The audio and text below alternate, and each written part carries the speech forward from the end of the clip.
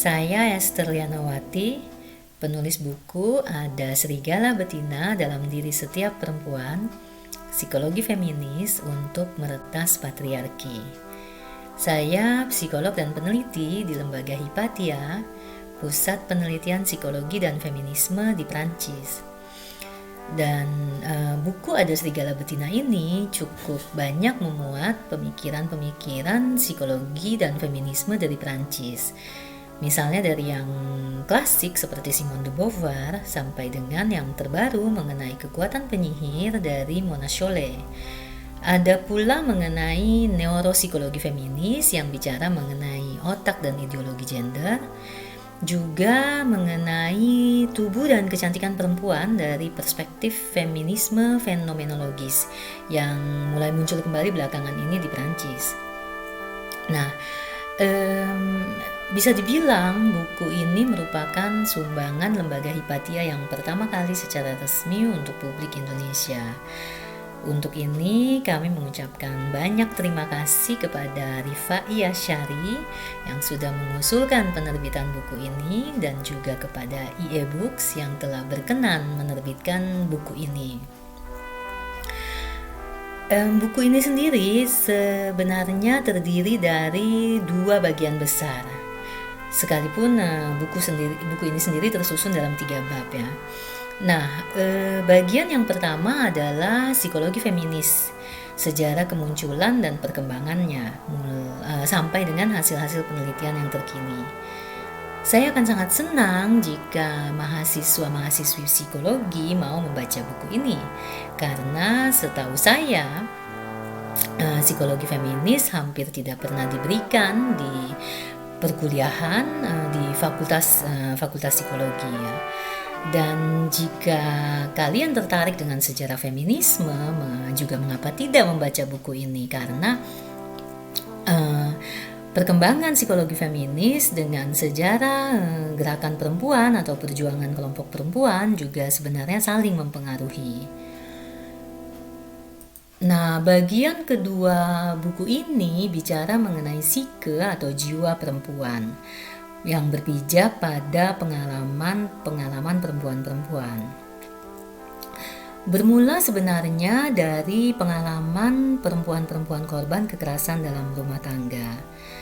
Saya tidak mengabaikan adanya aspek-aspek struktural seperti ketergantungan ekonomi, masalah anak, masalah nama baik yang memang menghambat perempuan-perempuan korban KDRT untuk keluar dari relasi kekerasan ini.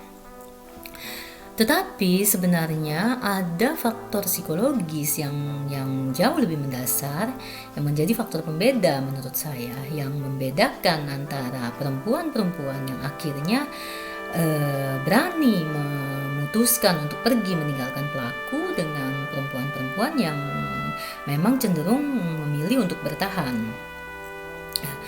Disinilah pentingnya menyelidiki ke dalam jiwa korban yang merupakan bagian terdalam dari korban, bukan untuk mencari kesalahan korban, tetapi untuk membantunya mengenali dan menemukan diri yang akhirnya akan membantu si korban untuk mencintai dirinya, yang merupakan landasan atau dasar dari relasi yang sehat.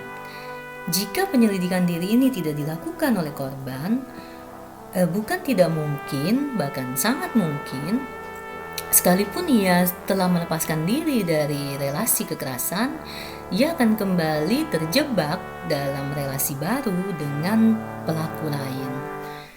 Nah, tentunya penyelidikan diri ini bukan hanya perlu dilakukan oleh perempuan korban, tetapi juga oleh setiap perempuan. Meskipun memang momennya pada masing-masing perempuan akan berbeda-beda. Pada diri saya sendiri, momen itu baru datang ketika setelah kehadiran putri pertama saya. Pada saat itu saya merasa sangat tertekan oleh tuntutan masyarakat Prancis atas peran saya sebagai ibu.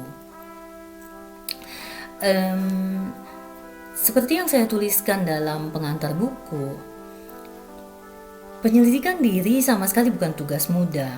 Rasanya sangat tidak menyenangkan ya. Rasanya sangat memalukan, rasanya sangat tidak nyaman ketika saya melihat ke dalam diri saya dan saya menemukan kelemahan-kelemahan saya, kenaifan-kenaifan saya. Saya merasa diri saya sudah begitu bodoh, sudah begitu naif. Kok bisa ya saya melakukan kesalahan-kesalahan seperti itu dalam hidup saya? Kok bisa ya saya begitu naif, begitu bodoh? Dan penyelidikan diri ini juga sangat menyakitkan karena membuka masa lalu saya. Membuka luka-luka lama yang memang belum sembuh, tetapi hanya saja saya tutupi, saya sembunyikan. Dan itu rasanya sangat tidak mengenakan ya, sangat menyakitkan. Tetapi justru setelah penyelidikan diri inilah saya belajar mengenali diri dan saya menemukan diri saya sendiri dan saya menemukan kekuatan saya. Sejak itu saya berani menjadi diri saya sendiri, saya berani mengambil keputusan. Saya tidak lagi bersembunyi di balik ketakutan-ketakutan saya. Saya tidak lagi dicengkeram oleh ide-ide ingin menjadi anak, ibu, istri, dan perempuan yang sempurna. Saya merasa begitu lega, begitu bebas, dan begitu damai. Dari pengalaman perempuan-perempuan yang berani keluar dari relasi toksik, dari relasi penuh kekerasan, baik dari kekerasan pasangan maupun kekerasan orang tua ya. Perempuan-perempuan yang berani meninggalkan pria-pria beristri, perempuan yang berani meninggalkan pacar yang mengancam dan menghina karena ia tidak perawan, dan ragam perempuan lainnya, pengalaman perempuan lainnya, dan juga dari penyelidikan diri saya sendiri. Tulisan-tulisan pada bagian kedua buku ini lahir dengan tulisan utama yang kami angkat sebagai judul buku adalah Ada Serigala Betina Dalam Diri Setiap Perempuan.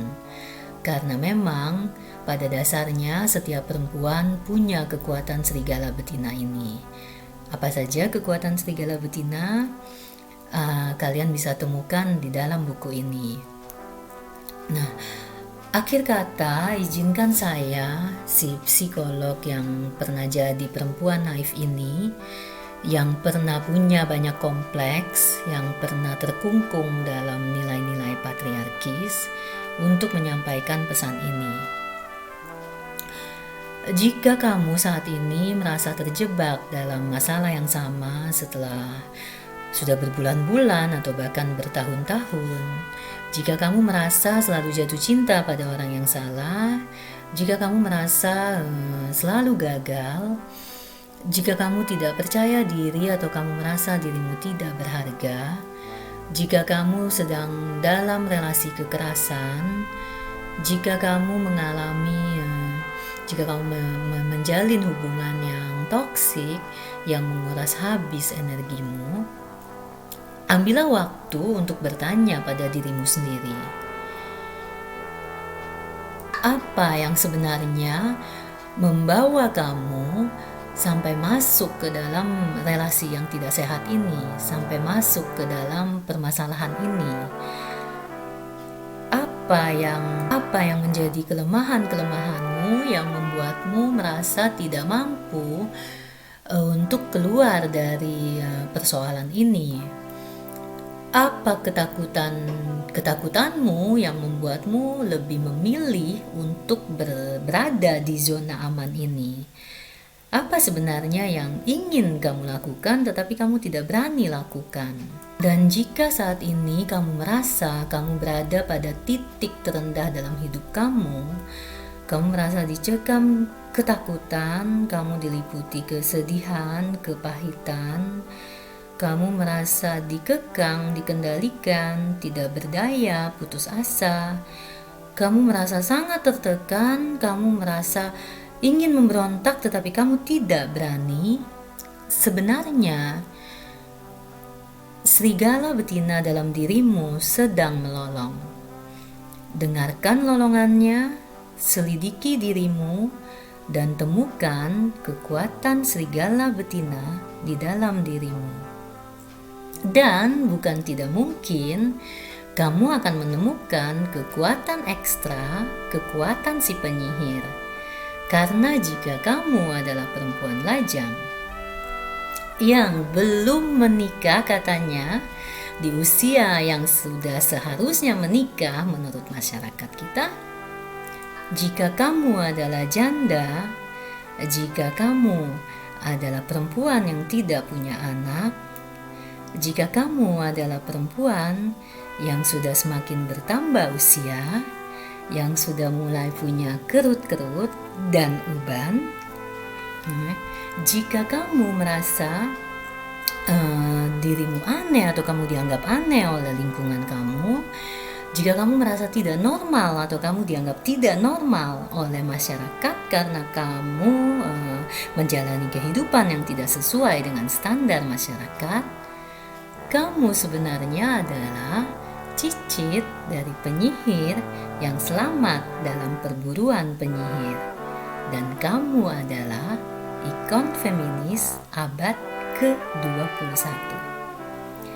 Selamat membaca buku ini, selamat menyelidiki diri, dan selamat menemukan kekuatan pembebas jiwa.